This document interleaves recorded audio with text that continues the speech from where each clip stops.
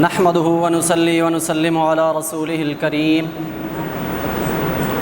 أما بعد فأعوذ بالله من الشيطان الرجيم بسم الله الرحمن الرحيم إن الصلاة كانت على المؤمنين كتابا موقوتا صدق الله العظيم وبلغنا رسوله النبي الكريم الأمين ونحن على ذلك من الشاهدين والشاكرين والحمد لله رب العالمين.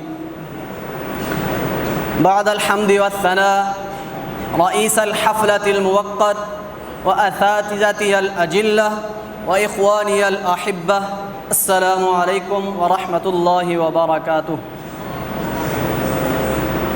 أريد أن ألقي أمامكم خطبة وجيزة حول الموضوع الوقت هو الحياة فلا تقتلوه.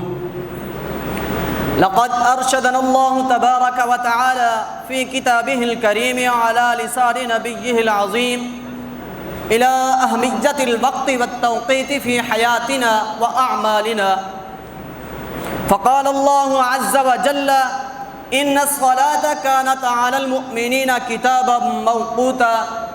زملائي العظام، إنكم على علم جم بأن تضيع شيء أمر منكر قبيح جدا، ولكن فوق ذلك المنكر أن يضيع الإنسان وقته، لأن الوقت هو النعمة الأولى التي أعطاها الله سبحانه وتعالى الإنسان من نعمه الثمينة، فلذلك هو الأغلى والأثمن والأنفس من كل نعمة.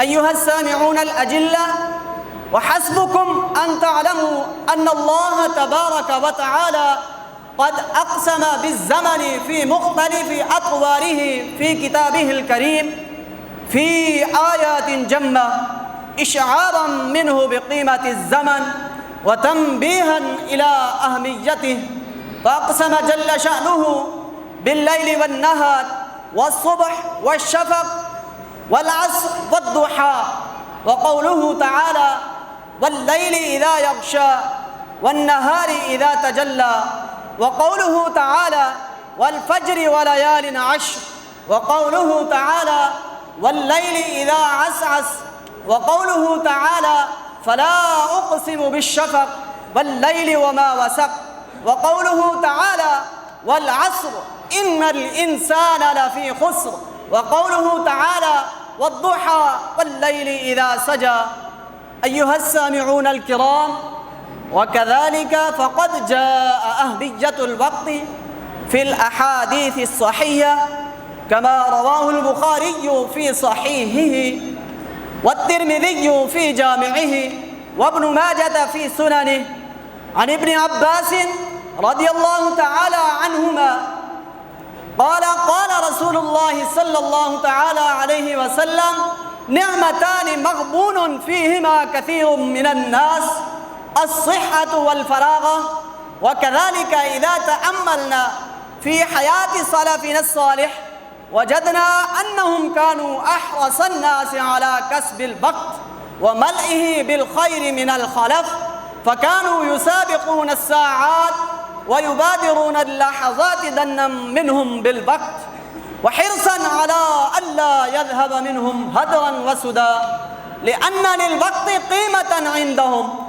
فمن أجل ذلك قال الحسن البصري رحمة الله تعالى عليه يا ابن آدم إنما أنت أيام، فإذا ذهب يوم ذهب بعض. وقال أيضا أدركت أقواما كانوا على أوقاتهم أشد منكم حرصا على دراهمكم ودنانيركم.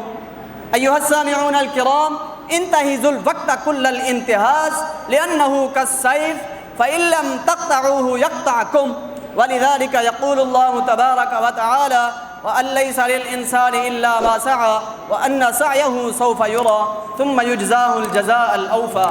فإذا تفوتنا هذه الفرصة الذهبية لا ينفع شيء سوى الحسرة والندامة. أكتفي بهذه الكلمات وما علي إلا البلاغ.